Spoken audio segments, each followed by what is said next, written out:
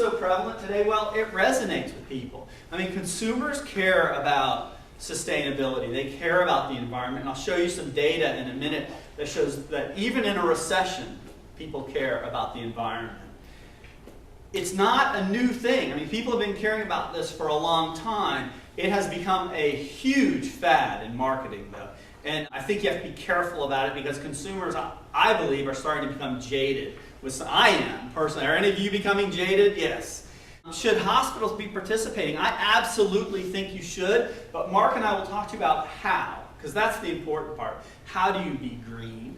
And why are you here today? I assume because you want to talk more about this and share ideas.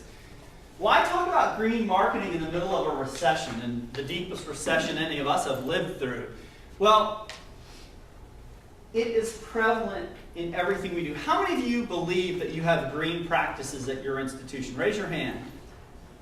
So a good number of you. And you might discover you have green practices that you didn't even consider green as we go through this presentation. We'll give you, in fact, a different definition of being green in healthcare because it does mean something different, at least from our perspectives. It's really about creating healthy environments for patients, for employees, for visitors.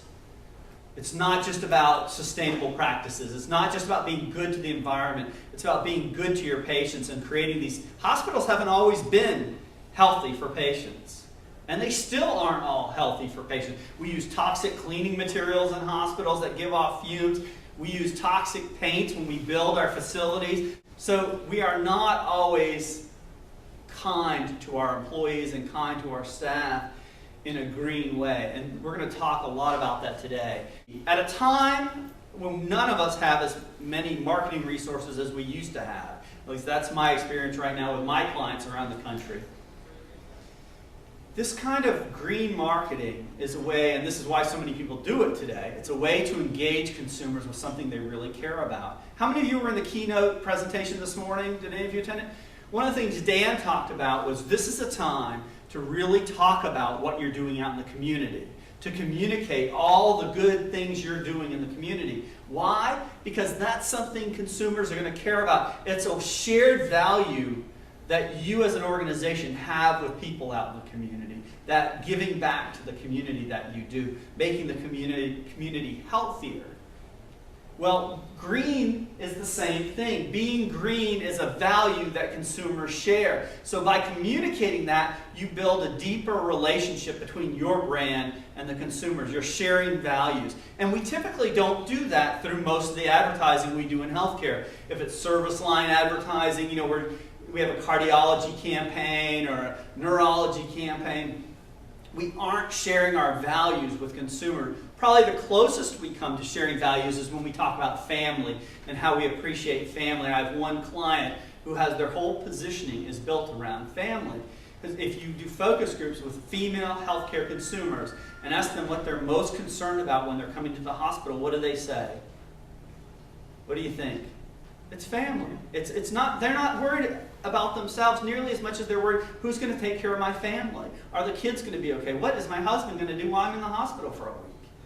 So family is one of those areas where you can have a shared value with consumers. Well, green is also that. And y'all are doing a lot of good work, so take credit for it. This is not a time to be shy.